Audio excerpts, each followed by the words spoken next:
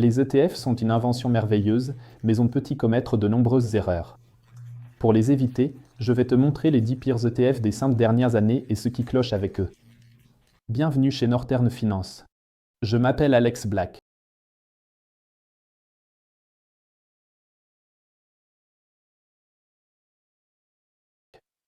On peut faire beaucoup d'erreurs en investissant dans des ETF. Surtout quand on se laisse guider par les émotions ou les tendances, comme avec les énergies renouvelables. Je peux aussi comprendre le désir de créer quelque chose de personnel. Dans son propre portefeuille, on peut vouloir non seulement construire un portefeuille mondial standard, mais aussi essayer des investissements ciblés dans des pays et des secteurs spécifiques, soit pour obtenir un rendement supérieur, soit pour prendre moins de risques qu'auparavant. Pour cette vidéo, j'ai sélectionné 10 ETF qui ont eu une performance particulièrement mauvaise au cours des 5 dernières années. Il ne s'agit pas de variations temporaires, mais de tendances sur le long terme. Tous les ETF ont une durée d'au moins 5 ans et gèrent un montant supérieur à 50 millions d'euros. Et si vous voulez en savoir plus sur où acheter des ETF et des actions qui sont nettement meilleures, espérons-le, que celles que je présente actuellement dans la vidéo, comme d'habitude, cette vidéo n'est pas un conseil en investissement, juste mon opinion, qui peut être fausse. Commençons donc avec un ETF qui est presque conçu pour perdre de l'argent et qui ne devrait certainement pas être un investissement à long terme. On ne devrait investir dans l'ETF au nom intéressant Luxor S&P 500 VIX Future que si l'on voit le crash arriver juste devant la porte avant tout le monde, car cet ETF ne monte que lorsque la volatilité sur le marché américain est élevée. C'est pourquoi l'abréviation VIX désigne le Volatility Index. En termes simples, cet ETF a tendance à augmenter lorsque les cours chutent fortement, comme cela s'est produit au début de la crise du coronavirus au printemps 2020. Le cours a connu une incroyable hausse, passant de 3 € par part à plus de 12 € en à peine un mois. Ensuite, le prix s'est stabilisé à 8 € puis a chuté progressivement, marquant ainsi le début de la reprise boursière. Mais même autrement, cet ETF n'est pas un investissement pour moi, car il doit constamment acheter un nouveau portefeuille de contrats à terme. Ce ETF comprend des paris à terme de 3, 4 et 5 mois sur le cours futur du S&P 500. Et bien sûr, ces paris coûtent de l'argent et doivent être constamment renouvelés. Et ainsi, une perte s'accumule, car ces paris coûtent de l'argent. Mais celui qui, comme Dirk Müller, croit constamment en un crash et a détenu cet ETF au cours des 5 dernières années, a subi des pertes constantes, à l'exception de quelques jours en mars 2020, et affiche aujourd'hui une performance de moins 72%. En tant qu'investisseur à long terme, je n'appuierai pas de telles protections dans mon portefeuille et je préférerais peut-être constituer une réserve plus importante pour acheter plus. Mais avec ça, on brûle vraiment de l'argent activement, à mon avis. Et si cette vidéo vous plaît, prenez un court instant pour me laisser un like et vous abonner si ce n'est pas déjà fait et si vous souhaitez voir plus de vidéos de ce genre. Ensuite, nous passons à un ETF de pays, le Luxor MSCI Turquie. Comme on peut le voir dans les médias, l'inflation en Turquie est bien pire que chez nous en Europe et est officiellement de 36%. Selon chercheurs non officiels, jusqu'à 60% en un an, imaginez cela. C'est bien sûr un poison pour l'économie, car les gens peuvent acheter moins et les entreprises investissent moins. L'ETF sur la Turquie, négocié en dollars US et que je vous présente ici, a perdu environ 50% de sa valeur au cours des 5 dernières années, ce qui en a fait une véritable catastrophe financière pour tout investisseur patriote turc ou tout utilisateur de cet ETF pour diversification. Cela pourrait aussi se retourner et il y a bien sûr une grande opportunité de remonter à nouveau. Selon moi, la crise en Turquie n'est pas encore terminée, donc investir ici est actuellement trop risqué. Poursuivons avec le X-Tracker Physical Platinum Euro Hedged ETC qui, comme son nom l'indique, conserve du platine physique pour les investisseurs tout en couvrant le platine acheté en dollars contre les fluctuations de l'euro. Cela semble complexe et augmente les coûts, alors que les investisseurs à long terme n'ont pas besoin d'une couverture de change entre le dollar et l'euro. Pour les ETF obligataires, c'est différent car on a besoin de l'argent rapidement et on veut le percevoir en rente.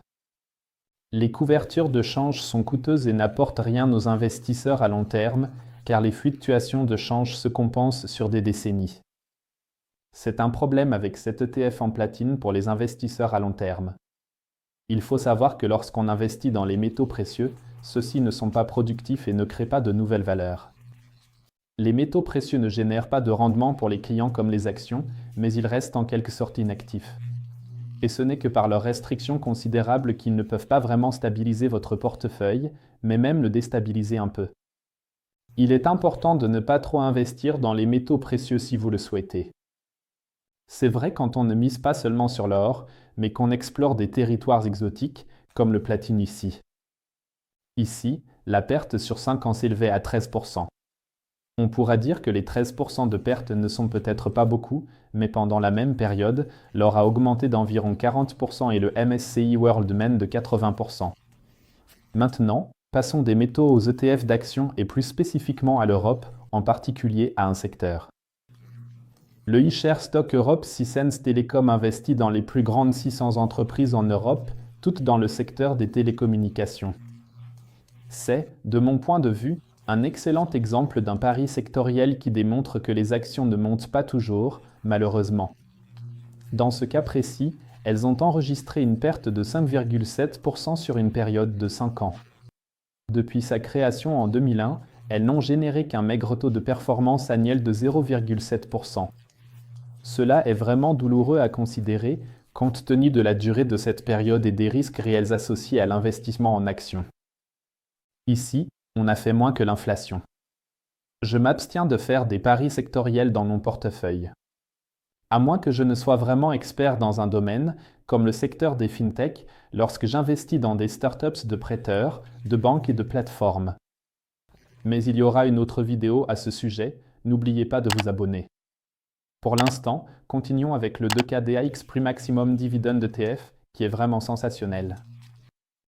Pour cet ETF, les 120 titres du DAX, du MDAX et du Tech DAX sont pondérés en fonction des dividendes et les 25 titres affichant les dividendes les plus élevés sont simplement achetés, tandis que les autres ne le sont pas. Je ne pense pas qu'il soit nécessaire de souligner que le DAX ne représente pas l'économie allemande, la plupart le savent, mais autre chose m'intéresse dans cet ETF.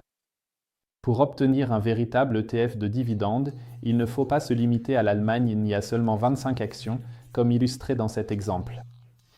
Il serait beaucoup plus judicieux d'utiliser un ETF de dividendes mondial ou européen ici, qui est réparti sur plusieurs pays et représente mieux les secteurs, car les biens de consommation de base sont fortement sous-représentés dans cet ETF allemand, tandis que l'industrie automobile est fortement surreprésentée dans les biens non de base. On ne veut pas non plus choisir un ETF spécifique pour chaque pays européen. Donc, il vaut mieux opter pour un ETF européen, c'est suffisant. Malheureusement, cet ETF a également enregistré de mauvaises performances. Sur les 5 dernières années, l'ETF n'a généré qu'un rendement de 5%, tandis que le DAX normal est à 34%. La perte maximale est également bien plus élevée, à moins 44%, que celle du DAX à moins 25% pendant la crise du coronavirus. Dans l'ensemble, cet ETF n'en vaut pas la peine. Passons maintenant à l'ETF HSBC MSCI EM Latin America, qui investit dans les pays émergents d'Amérique latine, à savoir le Brésil, le Mexique, le Chili, le Pérou et la Colombie. Il n'est clair qu'au second regard que 60% sont investis ici au Brésil.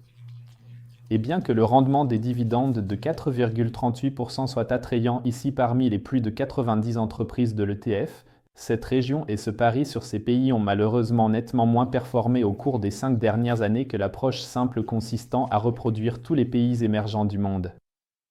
Car avec cet ETF sud-américain, les investisseurs ont perdu 5% au cours des 5 dernières années, tandis qu'ils ont réalisé un rendement de 47% avec le MSCI Emerging Market. Choisir un ETF pour chaque région du monde, comme un ETF pour l'Amérique du Sud, l'Asie, l'Europe, l'Amérique, puis pondérer selon ces critères spécifiques. Cependant, je les orienterai également vers le PIB ou des critères similaires, afin que des évolutions telles que celles de cet ETF ne fassent pas trop mal, si par exemple on a une préférence personnelle pour l'Amérique du Sud. Ensuite, nous revenons au pays d'origine du capitalisme, les États-Unis. J'ai choisi le l'ETF iShares S&P 500 Energy Sector, qui investit dans des entreprises énergétiques américaines, en particulier les entreprises pétrolières et gazières. Malgré l'augmentation des prix du pétrole et du gaz au cours des 12 derniers mois, les cours ont également augmenté. Cependant, la performance précédente était plus que mauvaise, comme nous allons le voir tout de suite. En fait, cet ETF n'a été rentable qu'une seule fois au cours des 5 dernières années et a toujours été dans le rouge, tout le temps. Même si les dividendes sont capitalisés, c'est-à-dire réinvestis et non distribués. Cela signifie que cet ETF a également l'avantage de revenir plus rapidement en zone de profit. Mis à part cela, pour l'instant, nous revenons à peu près à zéro, mais parier sur un secteur comporte bien sûr ses risques, qui sont amplifiés ici lorsque l'on détient 3 actions représentant plus de 50% de l'ETF. 3 actions, c'est fou. Économiser avec l'ETF, acheter ses actions et ne plus avoir de frais de gestion, c'est une bonne idée. En général, je n'investirai pas dans un ETF avec une si mauvaise diversification, sans parler du pari sur un secteur spécifique. Donc, vérifier par principale position, ai-je besoin de cet ETF ? C'est pourquoi nous allons jeter un œil à un produit alternatif qui fait à peu près la même chose, mais pas aux États-Unis, mais à l'échelle mondiale. L'ETF iShares Oil et Gas Exploration et Production capitalise ses dividendes, ce qui le rend comparable à d'autres produits similaires sur le marché. Nous avons une répartition plus large ici et les 3 plus grandes positions représentent 30%. C'est encore beaucoup, mais c'est désormais 50%. Les États-Unis représentent toujours près de 2 tiers de cette part, ce qui se reflète dans les performances. La performance était similaire à celle de l'ETF précédant ces 5 dernières années. Cependant, un rendement de 2% a été obtenu et souvent, cet investissement était déficitaire. Il n'y a pas de grosse différence ici. Depuis 2011, l'investissement était majoritairement en territoire négatif et serait maintenant à moins 25%. Passons maintenant à l'avant-dernier ETF, le Luxor MSCI China ESG Leader. La Chine et l'ESG, c'est-à-dire les entreprises fortes en ESG. Cela correspond-il vraiment ? Je demande de manière provocante. Nous investissons ici dans des entreprises engagées dans ces 3 domaines par rapport à la concurrence. Et c'est un point important, juste pour comparer. Nous n'achetons pas des anges ici, mais investissons simplement dans les entreprises qui font le plus, en quelque sorte dans leur compétition. Mais je recommanderais à chaque personne de consulter les annexes ESG de ces ETF, où il est clairement indiqué ce qui est réellement fait ici. Et c'est là que nous en arrivons au point de la gestion des risques liés au carbone, par exemple, l'effort ciblé, c'est-à-dire à quel point on s'investit pour atteindre l'objectif de produire moins de CO2, où 27% des entreprises incluses dans l'ETF font un effort, mais aucun effort n'est perceptible chez 71% d'entre elles. Il faut vraiment laisser cela pénétrer dans l'esprit. Ce prétendu ETF durable contient près de 3/4 d'entreprises qui n'ont aucun projet de réduction des émissions de CO2. Pour moi, c'est de la tromperie sur l'étiquette. Si c'est durable, alors c'est correctement et non où les critères sont si vagues que tout s'y entre. Dans la vraie vie, ce serait comme si vous alliez dans un restaurant végétalien et que 70% du repas n'était pas du tout à base de plantes, mais était fait de poulet. Je renverrais ça aussi. Je ne vais pas dans un restaurant végétalien pour manger de la viande et je n'achèterai pas non plus d'ETF durables s'ils ne sont pas réellement durables. Avec cet ETF, les investisseurs ont enregistré une performance négative de 11% au cours des dernières années, alors que l'indice de référence MSCI Chine affichait un gain de 68%. Donc, une grande différence ici. Enfin, à l'UBS MSCI World ETF. Oui, on se demande sûrement comment un ETF MSCI World peut se retrouver parmi les pires ETF. Comme mentionné dans la vidéo, la performance était de 80% sur les 5 dernières années pour le MSCI World. Comment cet ETF peut-il maintenant figurer sur la liste des pires ETF ? La réponse est un peu plus profonde que ne le laisse paraître le rendement lui-même, car un ETF reproduit toujours un indice. Et comme les ETF ont des coûts et que l'indice n'en a pas, il y a une différence entre les deux, appelée l'écart de suivi. Plus la différence est grande, plus c'est mauvais pour vous en tant qu'investisseur et le produit est cher à la fin. J'ai aussi fait une vidéo là-dessus où j'explique en détail tout, que j'ai lié ici pour toi et en bas de la description de la vidéo. Le UBS MSCI World, comparé à ses 17 concurrents dans cette liste, a exactement le même contenu, mais le restitue simplement moins bien à la fin de la journée que par exemple l'eShares Core MSCI World, qui fait ici un bien meilleur travail. C'est pourquoi je te recommande de toujours vérifier la différence de suivi de tes ETF avant d'acheter, en plus du TER, le ratio des frais totaux et de t'abonner à cette chaîne pour ne pas manquer les développements importants pour tes investissements en ETF et prêt P2P 2 fois par semaine. Votre avis sur les 10 ETF ci-dessous dans les commentaires. J'attends les échanges et vous souhaite un bon rendement.